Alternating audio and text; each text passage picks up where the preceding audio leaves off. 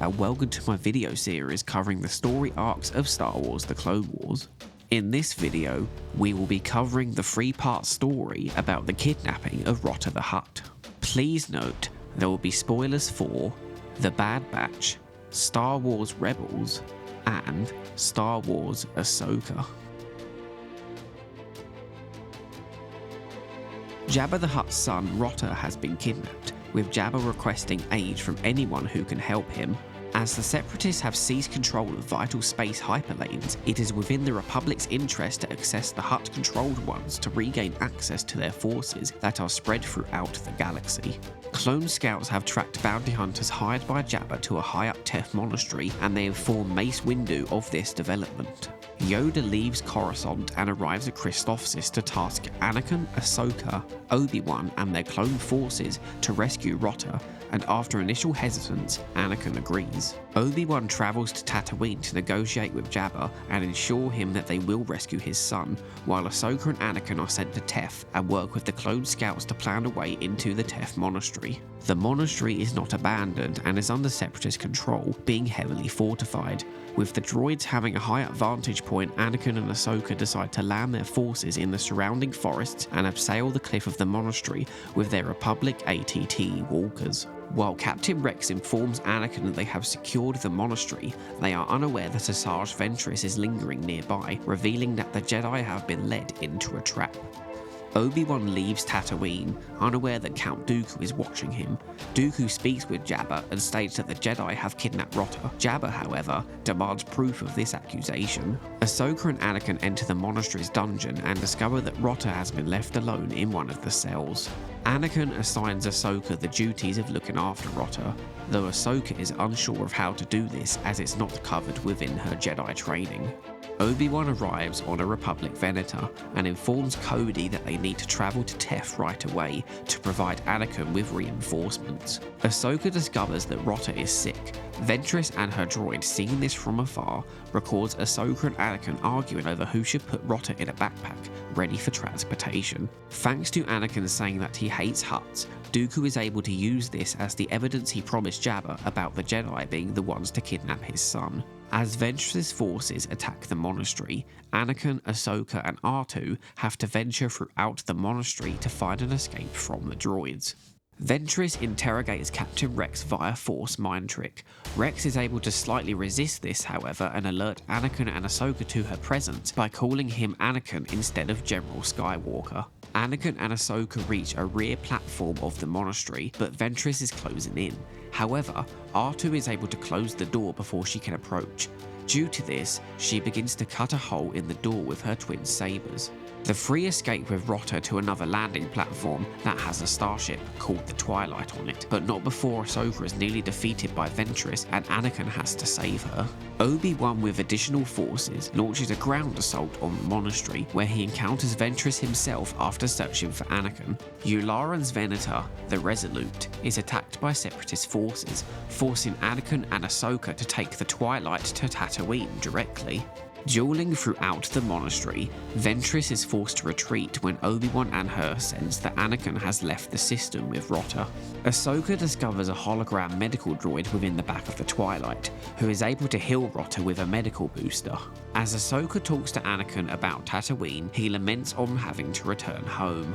Dooku has Ventress fabricate Rotta's death at Anakin's hands over hologram and states that he is coming to Tatooine to assassinate Jabba. As Anakin and Ahsoka approach Tatooine, they are attacked by Separatist starships. Anakin is able to shoot down one of them, but the Twilight is damaged by the other. Ahsoka has to push R2 to the access point, where he is able to successfully blast the last starship. Due to the damage, the Twilight makes a crash landing onto Tatooine. Dooku convinces Jabba to allow him to go and make sure they haven't survived the crash. Padme Amidala talks to Palpatine about Naboo's security measures. However, Palpatine deliberately sways the conversation towards the conflict with Anakin. Padme decides to take matters into her own hands by visiting Jabba's uncle Zero in downtown Coruscant. However, Zero refuses to negotiate with Padme and forces her to leave. Padme is able to escape from his droid guard and overhears Zero speaking with Dooku, confirming he is also involved in the kidnapping plot. In return, Zero captures Padme and has her taken to his dungeon. Having trekked through the desert, Anakin senses the dark side of the Force. He tasks Ahsoka to leave with Rotta in order to deliver the Huttlet back to Jabba. C-3PO contacts Padme, wondering where she is. A B-1 battle droid answers the holo call, and Padme is able to call out to 3PO to get help. As night falls on Tatooine, Dooku approaches Anakin, who deceives Dooku into thinking he is carrying the Huttlet. The two commence into a duel. Ahsoka is apprehended by Dooku's Magna Guards before she can reach Jabba's palace, with Dooku showing Anakin this via hologram to taunt him. Dooku intends to kill Rotta and use Ahsoka as the scapegoat. This makes Anakin leave Dooku in a race to save her before it's too late. 3PO arrives at Zero's palace as Zero prepares to execute Padme. Before he can do this, however, clone forces break in and are able to rescue her, with Padme herself grabbing a blaster in the crossfire and personally arresting Zero. Ahsoka being knocked off the main path has Anakin miss her on his way to the palace, where he assumes that Jabba has killed her. Before he is able to kill Jabba and inadvertently fall into Dooku's trap, Ahsoka arrives in the palace with Rotta. Despite this, Jabba still plans to execute both of the Jedi. Padme contacts Jabba just in the nick of time to inform him of Zero and Dooku's conspiracy against him. Jabba agrees to a treaty with the Republic, thus allowing the clones to use his hyperlanes and ultimately placing another piece of Palpatine's war puzzle into place. This story arc and the majority of the Clone Wars movie consist of 3 production episodes. These are CW-101, Castle of Deception, CW-103, Castle of Doom, and CW-104, Castle of Salvation. As with every episode in the original production of The Clone Wars, the story arc was executive produced by George Lucas, with Dave Filoni being the supervising director. The 3 episodes being combined to form the majority of the Clone Wars movie were written by Henry Gilroy, Scott Murphy, and Stephen Melching, while being directed by Dave Filoni. The production episodes and the movie itself was produced by Catherine Winder. The story arc was released on August 15, 2008 as 3/4 of the Clone Wars movie. Star Wars The Clone Wars was first announced at Star Wars Celebration 3 in April 2005, initially being described as a continuation of the 2D pilot series that aired on Cartoon Network. However, an early idea for The Clone Wars was more like what we ended up with in Star Wars Rebels, where we'd instead focus on a bunch of new characters. A Twi'lek called Sendek, a Gungan called Lunka, a Han lookalike smuggler called Cad, a character called Lupe, who seems to be a new species, and the most well-known of these, none other than the Togruta Ashla, who, as we know, would evolve into Ahsoka Tano. This idea would have the Clone Wars be more of a background element to the show, with main characters like Anakin and Obi-Wan only making guest appearances, and it instead focusing on this new group of characters dealing with pirates and criminal gangs on behalf of the Jedi. The idea was dropped, however, when the Clone Wars team approached George Lucas, who wanted the show to star Anakin and Obi-Wan as key characters, with Lucas even being the one to decide that Anakin was to get a Padawan. The name Sendak was reused for a rebel communication officer featured in The Empire Strikes Back from a Certain Point of View book. Sendek's Twi'lek character was most likely reworked into Cham Syndulla, whose daughter Hera would essentially take on Lupe's role in Rebels. Sendek's Jedi aspects seem to have been remixed into the character of Kanan Jarrus for Star Wars Rebels. Lupe's species seemed to have at first inspired the Latrans character featured in the Ahsoka origin story that Dave Filoni was playing around with during the development of the Clone Wars' 3rd season, which sadly never got to be featured in a final product. Before Latrans herself ended up inspiring the Zygerian species who appeared in the Clone Wars' 4th season. The idea of Lunka was repurposed into a Gungan security captain for the Season 2 episode Children of the Force, while his strongman archetype character would ultimately go to Garros Eberelios in Star Wars Rebels. Cad's name was obviously reused for the Duro's bounty hunter, Cad Bane, while his overall appearance of that of Han Solo most likely went on to inspire the creation of Nix Okami, whose character got into production stages of the second half of Season 6 of The Clone Wars during late 2012, but sadly never got to be depicted in a finished product when the show was cancelled in March 2013. Nix was later replaced with Trace Martez when his story arc was chosen to be finished for release in 2020. However, Nix's characterization was previously repurposed as the initial characterization of Star Wars Rebels Ezra Bridger. The first part of this story arc was originally going to be an episode within the Clone Wars' first season called Castle of Deception. The intro sequence for the start of the movie also includes a shot of some of the villains that will be featured in the show, including General Grievous, Wat Tambor, Count Dooku, and Newt Gunray, with this clearly being a stage shot for presentation purposes only, with 3 of these characters not even being relevant to the plot of this story arc. The intro sequence, while mentioning the Battle of Geonosis, doesn't account for the fact that there has been a time gap between the events of Attack of the Clones and the events that take place within the movie, things that clearly happened as all the characters are already established as knowing each other. There was most likely an original version of the intro sequence at some point during the development of Castle of Deception that only alluded to the Battle of Christophsis, considering how that part of the movie was initially produced 17 episodes later than Castle of Deception. There is residue of this within the initial Palpatine office sequence of Mace Windu telling Palpatine that the Jedi have, quote, just captured Christophsis, when in fact this sequence within the Clone Wars movie is placed before we see them win the last battle they need to against General Loathsome. Palpatine's office was the first location made for the Clone Wars according to Catherine Winder, which they used to define the art direction for the rest of the show. Due to the combining of episodes, scenes involving the TEF plot from CW 101 Castle of Deception have been spliced in between scenes focusing on the Christophsis battle depicted in CW 118 The New Padawan.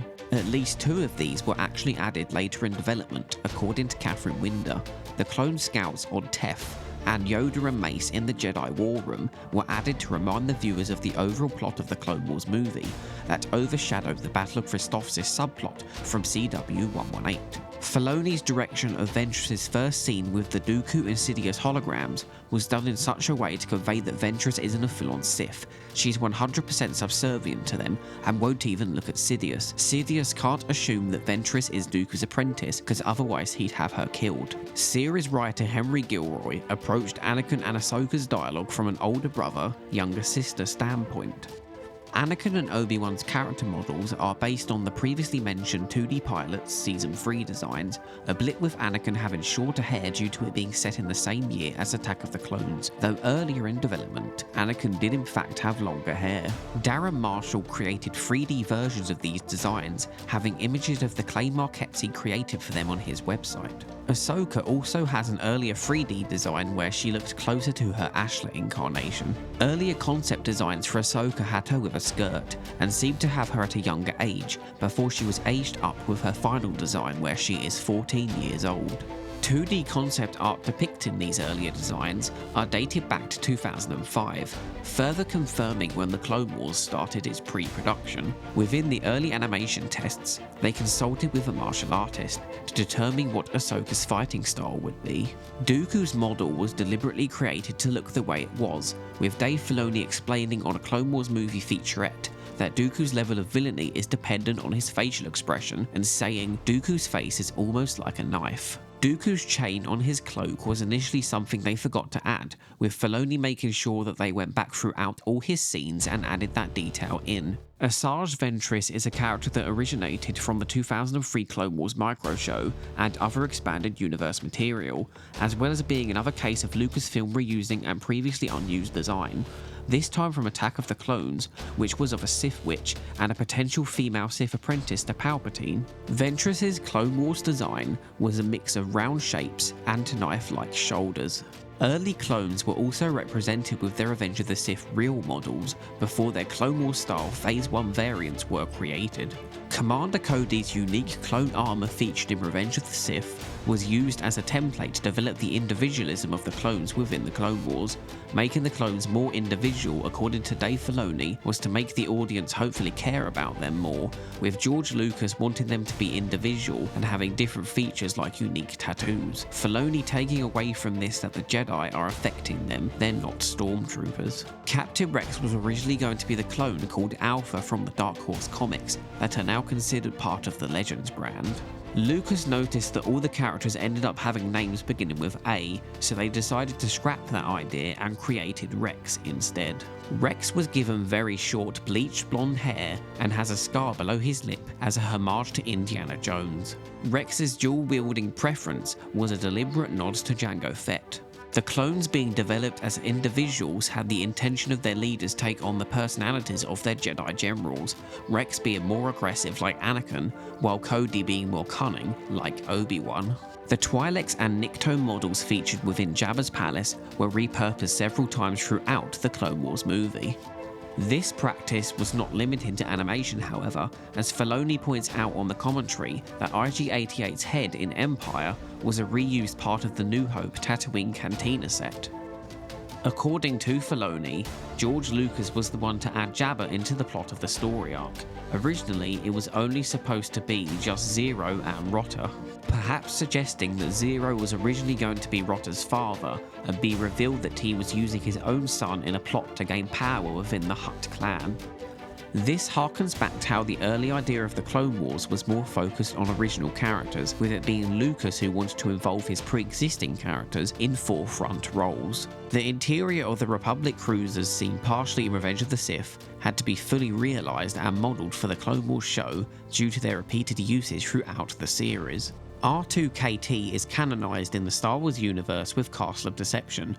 R2-KT, being called the droid with a heart of gold, was created in 2005 as an honour to the daughter of the real-life 501st Legion costuming group, Katie Johnson, who had terminal brain cancer. Her inclusion within the Clone Wars movie was to honour Katie's memory as well as show respect to the Star Wars fan community. The reason why the exterior of Jabba's palace has less characters and is more simple is because it was one of the earliest locations built for the show, where they had a lot more limits compared to the likes of the Christophsis sequences. The Tef landing footage was some of the first footage they got back from CGCG Inc. They showed it to Lucas, and this was where he started to envision this story arc as something they could release in theatres. Originally, we would have been introduced to Ahsoka within the gunship sequence, with the whole previous Christophsis sequence being planned to release later within the show. Anakin would be talking to this mysterious unknown Jedi, who we would have learned is Anakin's Padawan throughout this story arc. This most likely means the connecting Christophsis sequence after the events of CW-118 The New Padawan, and the Ahsoka briefing scenes were added later in development too, alongside the earlier sequences of the Clone Scouts talking to Mace. The Christophsis shots of the movie were given lots of time and money to make sure they had an epic feel and scope. Tef was originally just a rock planet, due to it being easier to create, but Lucas, pushing the production team, wanted them to add a jungle to the planet. The skybox for Tef was a matte painting. Lucas was also the one who wanted the monastery to be much higher than everything else, which initially had Filoni think he wouldn't be able to have the ATT battle sequence. However, they were able to make the battle vertical, which allowed for different directing techniques that weren't used before, and thus had the added benefit of doing something previous Star Wars movies had, but in a different and unique way. The first battle droid comedy moment that was created for the show is featured within the Tef battle sequence, with Lucas being the one to add this element to the battle droids. The droid snap speeder sequence was produced 4 or 5 different times to make sure that it was just right for what Lucas and Filoni were pushing for, requiring a lot of late nights of work for the production team. The Tef Palace entryway, designed by Killian Plunkett, was a reused, unused design concept by Ralph McQuarrie that was created for Jabba's palace during the development of Return of the Jedi. The expanded universe is referenced when Ahsoka talks about the monastery being one of those Bomar monk monasteries she's read about in the Jedi Temple. Ahsoka referencing it was to show she was knowledgeable, and this is in contrast to Anakin, who has experienced them firsthand. The Jedi Starfighter was redesigned, having the astromech in front of them and partially obscuring the cockpit.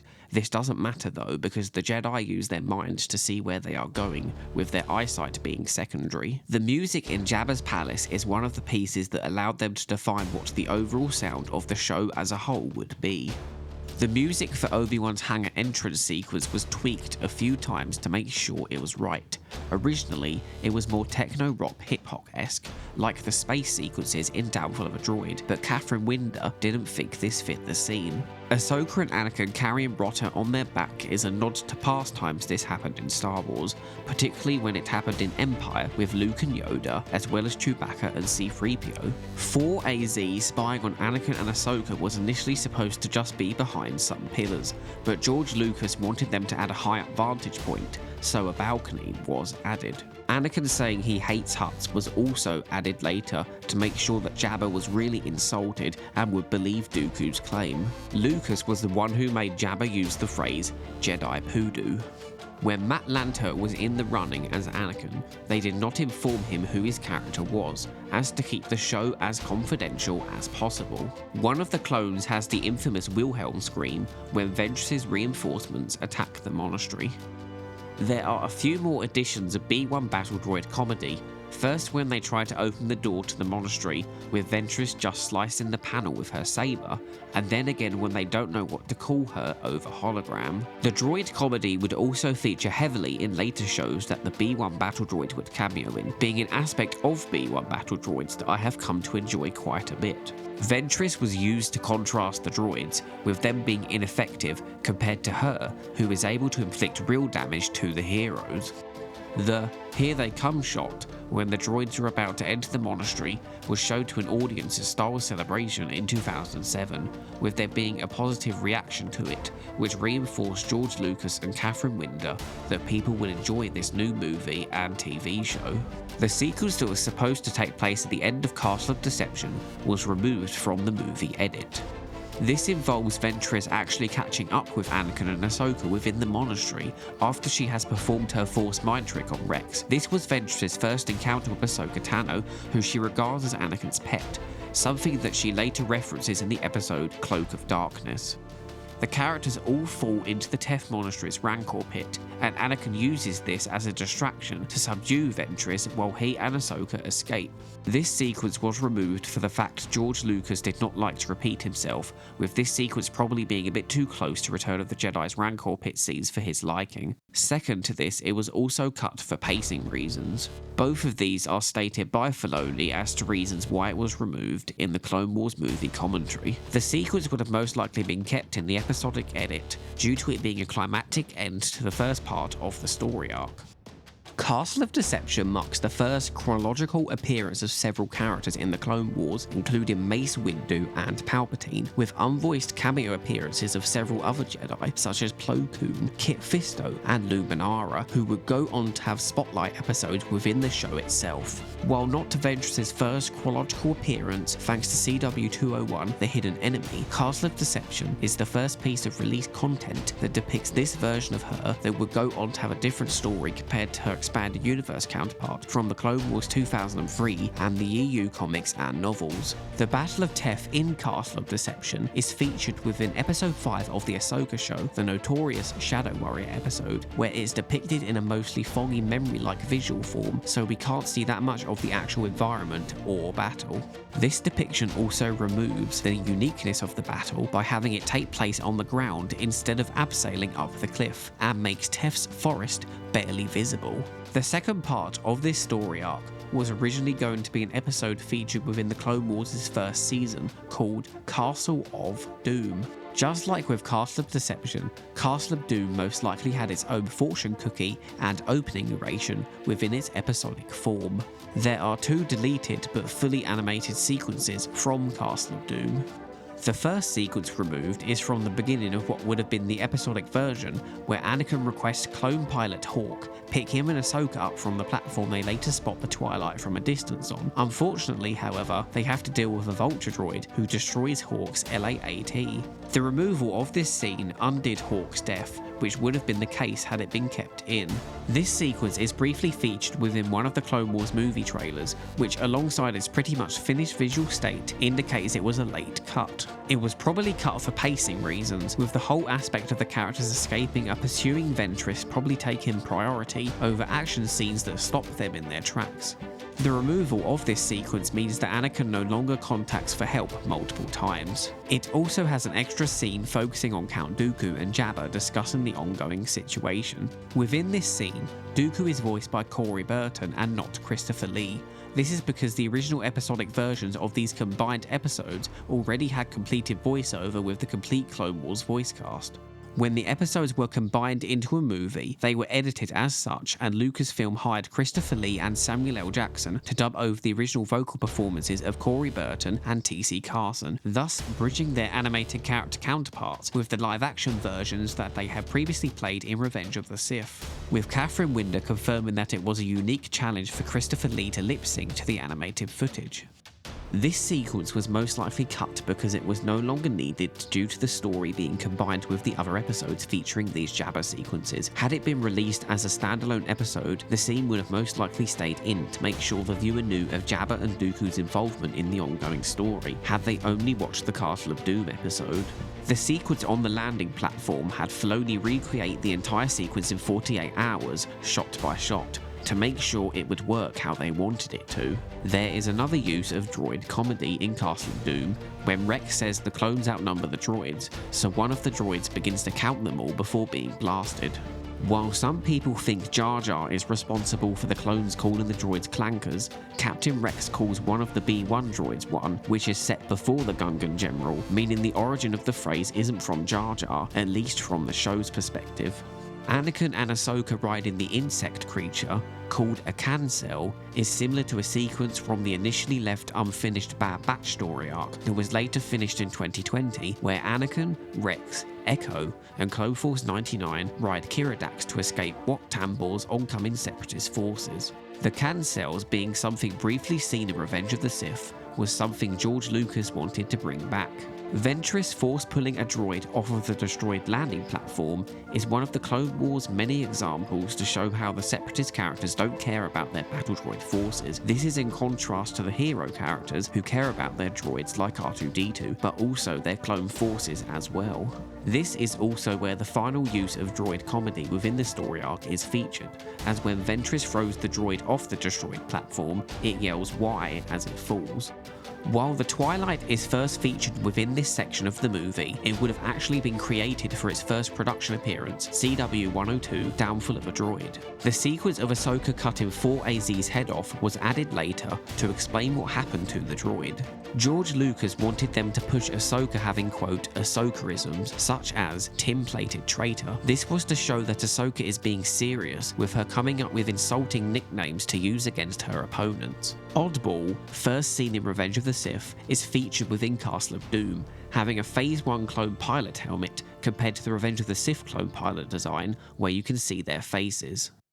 Castle of Doom's second deleted sequence involves a situation where Ahsoka has to empty the Twilight's cargo bay to lighten the load to escape the Separatist starfighters pursuing them. This sequence explains why the Twilight has a fully modelled cargo hold that ultimately goes unused within the majority of scenes featuring the ship. By the ending of the scene, it's revealed that Ahsoka could have just pressed a button to empty the cargo hold, which could be an indication as to why it was removed from the movie, with Dave Filoni saying that they didn't need the scene in the end. These deleted scenes most likely would have been kept had Castle of Doom been released as an episode within the first season of the show as originally intended, due to it needing a roughly 22-minute runtime, as well as its pacing not needing to be as fast. Castle of Doom being the middle part of this story arc makes sense to have had the most scenes deleted from it, as it now acts as a bridge act between Castle of Deception and the third part of the story arc, with it focusing on Ahsoka and Anakin escaping the Teth Monastery. Obi-Wan's line of "Anakin leaves quite a mess which always leads me to you, Ventress,"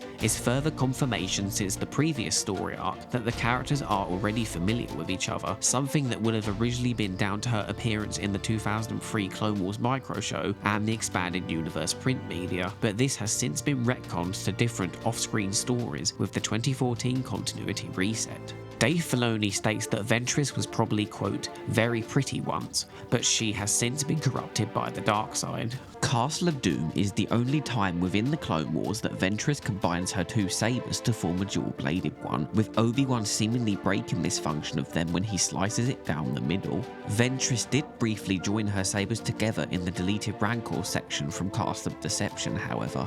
There is a THX screen that features Admiral Yularen briefly shown during the sequence with the Twilight failing to land in the Resolute.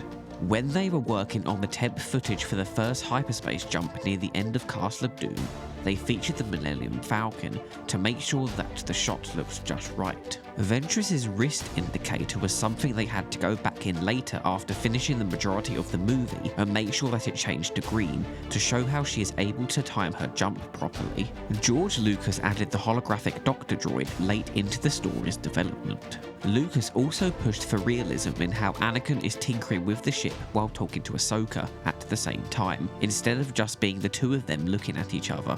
A reprise of the Binary Sunset theme is featured at the end of Castle of Doom when Ahsoka and Anakin talk about Tatooine. The Teth Monastery featured within this story arc would return 16 years later in real time within the final season of the Bad Batch spin-off in 2024, when it is revealed to be the main base of operations for Rex's small clone resistance group. Though unfortunately for Rex, the Empire would show up and pretty much take out the majority of the clone resistance, forcing him into retirement on the planet Celios with Gregor and Wolf, though they were able to get the Senate to secure the clones' freedoms to finally live their own lives free from battle. This depiction of Teth has been drastically changed since it featured within the Clone Wars movie, considering how Lucasfilm Animation's technology had evolved in those 16 years. The last part of the Clone Wars movie was originally a standard episode called Castle of Salvation. Again, just like with the previous two parts of the movie, when these were episodes, they probably had their own scripted Todd Kane opening narration and fortune cookies that were dropped when they were edited into a movie. Dooku stating that Anakin is going to Tatooine to kill Jabba and thus the entire Hutt clan doesn't take into account the Hutt Council that is introduced into the show with Season 3. This is most likely due to them not existing yet development-wise. However, by the end of the episode, the Hutt family is mentioned and they are said to deal with Zero, but instead, we know that he is actually imprisoned by the Republic, with the Hutt family breaking Zero out of Republic custody roughly a year later in universe. The production team studied the older Star Wars movies to make sure they were able to get the space battle just right. The Magna Guard starfighters are reused Utapau fighters from Revenge of the Sith. They also look very similar to the starfighter Cad Bane would use within Season 2 and Season 3 of the show, the Xanadu Blood. R2 spinning his radar dish when he's happy was originally going to be a flag, but it didn't make sense, so they decided to use his radar dish instead to act as one. George Lucas wanted them to crash the Twilight on Tatooine, with the production team initially thinking it would have been too difficult for them to pull off. A grand background character in Jabba's palace reuses Obi-Wan's body model, while an Arconian reuses Palpatine's body. Yoda's scene with Palpatine during Castle of Salvation was the first scene they rendered with Yoda, thus confirming all previous scenes with him were created later in development. Padme, just like in the live-action movies, gets more outfits within this episode alone than the other characters, with her at first having a new Senate gown before she dons an outfit very similar to her Attack of the Clones Geonosis getup, but with an additional layer on top of it as she covers her head when she meets Zero the Hutt, with the headgear being a reused, unused concept from Attack of the Clones. Padme was completely reanimated for Castle of Salvation's movie cut.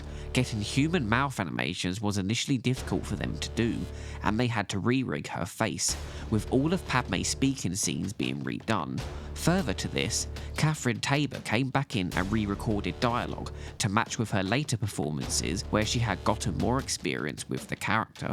The Padme scene with Palpatine seems to have not been touched up as much as other footage of the movie edit, with it having a more saturated look to it compared to other scenes. CG Inc. had initial hesitance when it came to animating footprints in the sand. However, the production team kept on pushing and were able to get it done in the end. The Trandoshan, Garnacht, prominently featured within Downfall of a Droid and Duel of the Droids, has a cameo in Zero's palace on Coruscant. However, This has not been confirmed to be him, and could be a reused character model meant to depict another member of his species.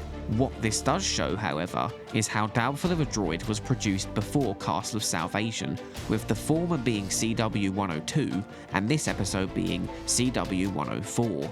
Zero was originally going to speak Huttese and have a microphone translated to Basic, but Lucas thought it would be too confusing, so instead came up with the Truman Capote voice. The Hutts are described as the Mafia of the galaxy.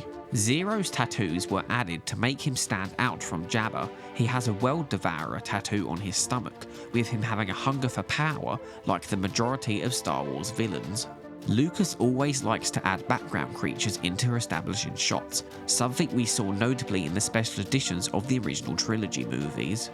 It was a challenge for the texture and model artist to create the Krayt Dragon skeleton in the desert, due to the amount of assets they had to make in the time they were given. Yoda's saying of "old sins cast long shadows" confirmed that sins are a concept within the Star Wars universe. Anakin's line of "the desert is merciless, it takes everything from you" seems to be a callback to Anakin's iconic line about sand in Attack of the Clones, or at least it reminds me of it. Anakin and Dooku's first Clone Wars duel is featured within Castle of Salvation, with their last known Clone Wars duel being featured within the unfinished production episode CW-705, Saving Voss Part 1, which was planned to air in an 8th season of the show that was cancelled before it could enter production in March 2013. As this duel was featured within the Dark Disciple novel adaptation of said episode's story, it is assumed that some version of it exists in regards to the on-screen continuity.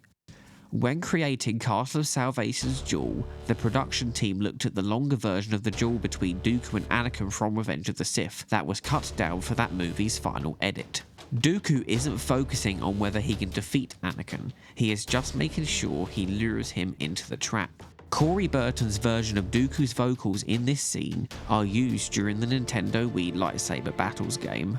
The game also features a more extended version of their duel that involves a Sarlacc pit and has battle droids featured throughout.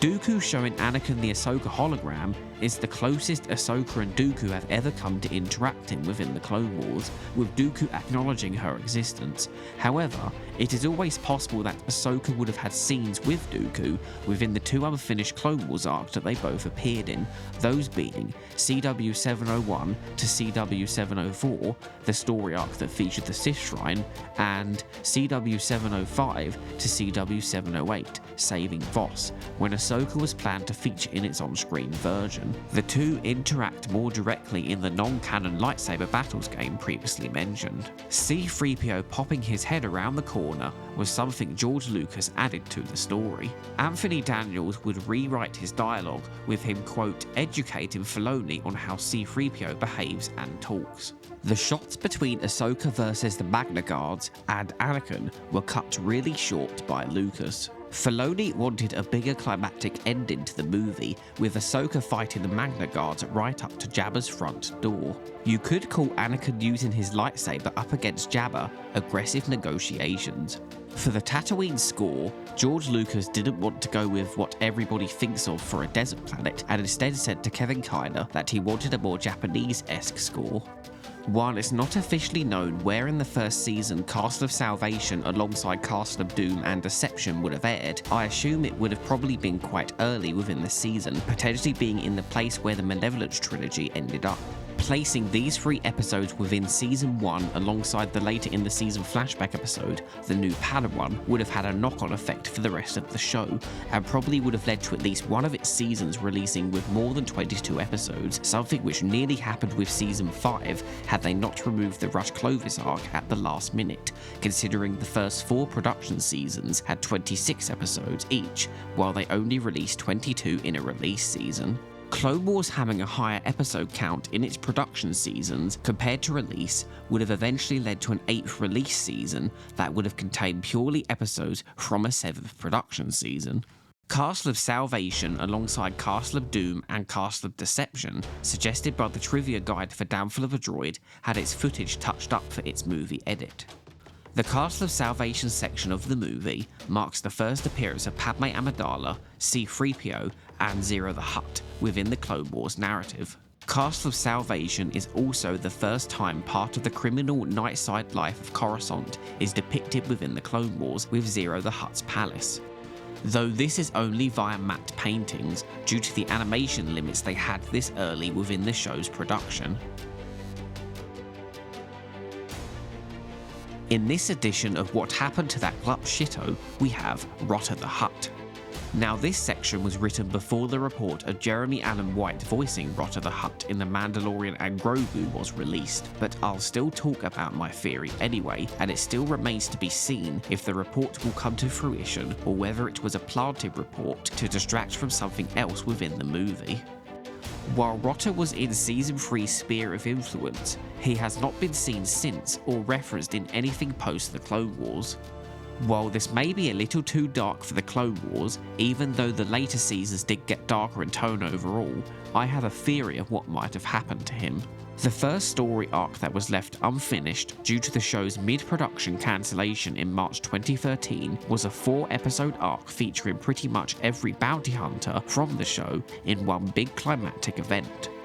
This story arc also featured a Hutt carrier ship in some capacity thanks to publicly shared design asset sheets from its 4th and final episode with the production code CW525.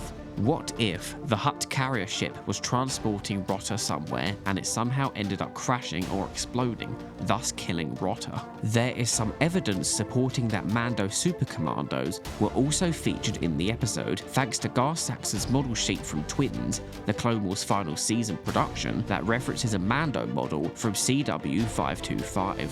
What if the Mandos are escorting the ship as some sort of Shadow Collective operation and Rotta dies on their watch? It would explain why the Hutts randomly left the Shadow Collective by the time of the 5th unfinished story arc that was adapted into the Son of Dathomir comic, and also why they are still no longer a part of the Collective when Maul speaks to its leaders in the Phantom Apprentice final season episode. It would be an interesting contrast to the first episode of the Unfinished Bounty Hunter arc, where Cal and Boba save a child working together, compared to the final episode that could end up having one die because they are feuding. The only appearance Rotta has made outside of Clone Wars is a non-canon variant cover appearance for the ongoing Star Wars comic, issue 39, when the 50th anniversary of the Clone Wars was being celebrated. If my theory is even remotely possible, we know it's most likely that it has either been undone due to that story arc's status as an unfinished story, or it never happened in the first place and it is just a theory. Unless the story arc gets finished, or the unfinished reels get leaked or released in full, we won't know. Time may tell, or it may not. Being the first story made for the Clone Wars, it is clear the only way they could go is up, but that by no means makes it bad. I enjoy the Clone Wars movie for what it is, a pilot to an animated TV show, and it was successful for what it set out to achieve.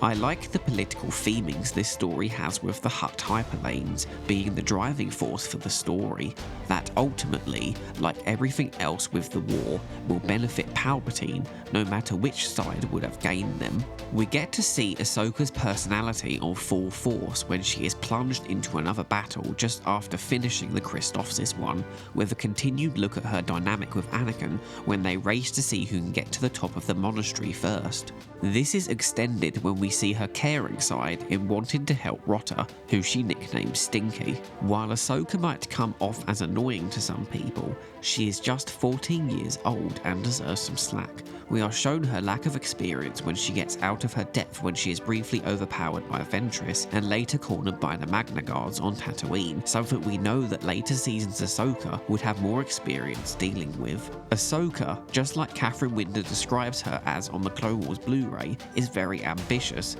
but then also like Dave Filoni says, she's book smart, she lacks actual experience.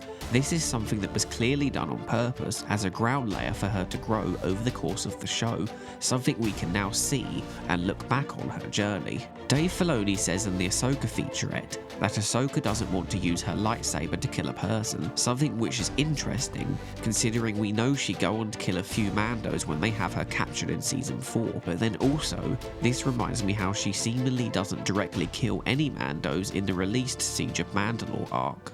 Yoda makes a good point about it being harder for Anakin to let go of Ahsoka when the time comes, something we have seen all these years later, a blit in a story arc that was unfortunately never finished, Crystal Crisis on Utapau, that was planned as part of a full Sith season. This is mentioned on the commentary track by Henry Gilroy, as Yoda, knowing that Anakin has attachment issues and then assigning Ahsoka to Anakin, is them trying to get him to come to terms with having to let things go, as he'll eventually have to let Ahsoka go once she becomes a Jedi Knight.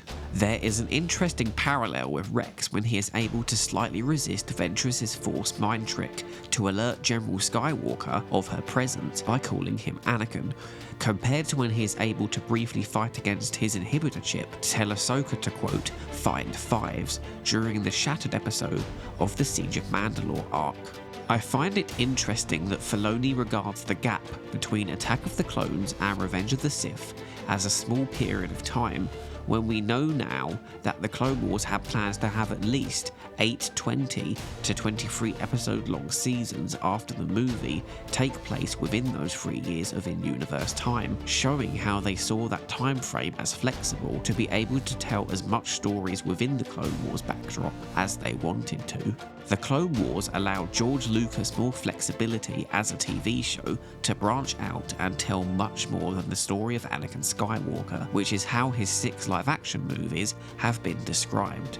There is a funny moment in Castle of Doom when Ahsoka says that now Obi-Wan is there can be some real fireworks, which has Anakin retort back asking her, well, what has he been doing? Ahsoka says he was reckless, which is kind of ironic considering her actions in their previous conflict during the Battle of Christophsis. Considering how this story was originally meant to be separate from the new Padawan section of the movie, I wouldn't be surprised if there was originally intended to be a longer time gap between the conflict on Christophsis and the rescuing of Rotta, with Anakin and Ahsoka seeming more acquainted within this story compared to that earlier section that has now been depicted as taking place not long beforehand. It is clear that Anakin has a caring older brother, almost paternal instinct with Ahsoka by the end of this story, as he gets very attached to her when he thinks she has been killed by the Magna Guards, and is almost willing to kill Jabba because of it, even giving up his duel with Dooku to try and save her. Ahsoka returns this beforehand when she questions what is more important than keeping him alive, showing her gained loyalty to her master that she has developed over the course of their ordeal trying to keep Rotta safe.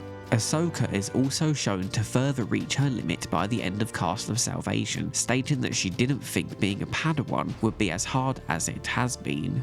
I enjoy Obi-Wan's duel with Ventress in this story arc, where we get to see their playful banter and Obi-Wan's classic quips, something which reminds me of Quinlan Vos, who also has playful banter with Ventress, with their dynamic being a key part of her final Clone Wars story that's sadly never been depicted on screen due to the cancellation of the show in March 2013. Obi-Wan seems to take more of a back seat in this story arc compared to the likes of Anakin and Ahsoka, through basically cleaning up their mess after they escape with Rotta in the Twilight and not being featured that much in the final section of the movie, though this is not without Obi-Wan being the individual to decipher that Dooku and Ventress are deliberately using the situation to try and make the Jedi and the Republic look like the villains to Jabba.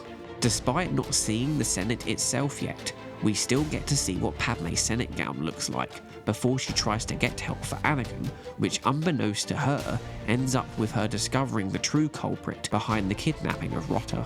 While it would have been nice to have her featured more throughout the movie as a whole, it is nice that they included her within the story arc at all, considering she's a major part of the prequel trilogy, which also unfortunately underused her due to her scenes getting cut from the final edit of those movies. Castle of Salvation gets Padme out of the Senate and gives her some action sequences, though the downside to this could be said that she ends up becoming a damsel when Zero imprisons her, though this allows C-3PO to have a heroic moment, so why not let it pass, especially when it ultimately allows Padme to be the one to solve the puzzle and prevent her husband and his newly acquired Padawan from being executed by Jabba. Filoni felt bad about having Padme getting captured, as he didn't want to show heroines being completely helpless. However, he does note that her ability to escape the elevator allowed them to show that she is a dynamic woman and can stand up for herself. While Rex is described at this point as being more like Anakin and having some Jango traits, I feel like they sort of changed their minds about this later on within the show's development, and have him be more laid back, with Fives getting more of the aggressive side of Anakin's personality in the Umbara and Inhibitor chip arcs. Jabba the Hutt gets some more character depth within this movie, showing that he's not just an evil crime boss as depicted in Return of the Jedi, he has a son who he does care about, and the movie also expands the Hutts beyond Jabba, showing us he has an uncle who he is clearly not on the best of terms with, as Zero has been plotting against him. The movie also alludes to the Hutt families, who we have yet to see. While not confirmed anywhere, it's possible that at one point during the story that Anakin was going to be able to land the Twilight in the Resolute, and they'd take their forces to Tatooine.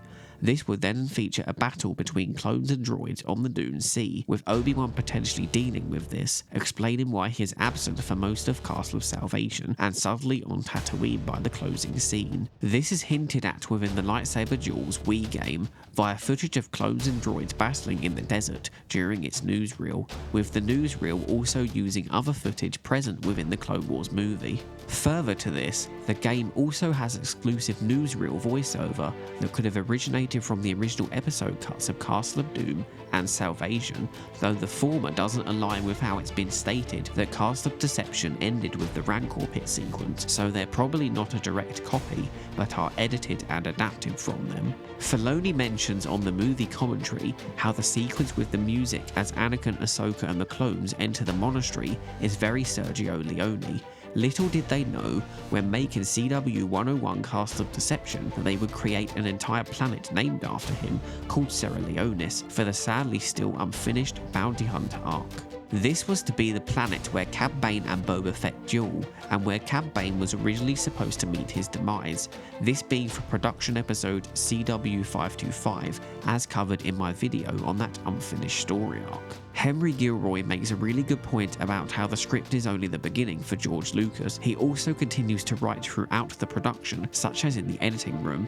This reminds me of the unfinished Clone Wars arcs that were just draft scripts when they were cancelled, and how had Lucas not sold the company and stayed to produce them to completion, they'd have probably had significant differences from the version of them presented in their draft scripts. Padme talking about Naboo's security measures reminds me how they could have been a part of her final unfinished story arc that could have also contained something regarding Naboo that caused her to ultimately try and oust Palpatine from office. A joke can be made that Palpatine mentioned in the Rotta situation made Padme forget about the Naboo security measures for 3 to 4 years, with her waking up one day in the final year of the war like, oh yeah, I was supposed to talk to Palpatine about that. When it comes to whether the Clone Wars movie would have been better released as separate episodes as originally intended, or whether it was better as a movie, I actually have mixed thoughts. I like that we get to see the Christophsis battle, as we get to be fully introduced to Ahsoka Tano up front, and wouldn't have had to wait for the flashback episode introducing her, but I also feel like it's a shame that we lost out on some fully animated sequences of the story. With those animated sequences taking a lot of time to get right, it is a shame they were removed from the final product. As well as us losing Ventress's first meeting with Ahsoka, which in turn loses the connection this story arc had with Cloak of Darkness. What I am glad about though is how they most likely were able to improve the overall look of the footage created during the Castle Trilogy sections compared to what they probably would have looked like if they stayed a part of the actual show, like was the case with some of the early scenes in CW 102, Downfall of a Droid. As well as that, the additional connective scenes added between the plot of the new Padawan and Castle of Deception allowed us to see the planning of the Teth landing, something which we'd have probably not seen in the episodic forms, as to keep the episodes less reliant on each other. In summary, this story arc is a good foundation layer for what the Clone Wars would evolve into, and I personally think it doesn't get the praise it deserves. It essentially opened the door for Star Wars to be able to have movie-scope stories told on the small screen, and we wouldn't have any of the later shows from Lucasfilm without it. The Clone Wars movie as a whole shows that any story arc developed for this show was developed in such a way that they could have very well all been edited together as movies, something that is still a viable option for the 40 unfinished Clone Wars episodes, with them all being 4-episode long story arcs that equal the same length as the original Clone Wars movie, though as seen with the deleted sequences, some scenes may be lost via this format. but that's an acceptable loss in my eyes if that's the only way those story arcs could see the light of day in an on-screen animated format. I now have an active channel membership available. This will grant you exclusive perks like emojis in the comments, usernames listed in my outros, and updates to what's coming next posted exclusively for members in the community tab. But the best feature is you get 5 days early access to new videos, and you will be supporting me at the same time. To find out more, you can click the join button on my channel page. Thank you to anyone who considers becoming a channel member. Thank you for watching. Please see the video description below for interesting links, sources and credits. And if you enjoyed the video, please like, subscribe and comment. Until the next time, goodbye.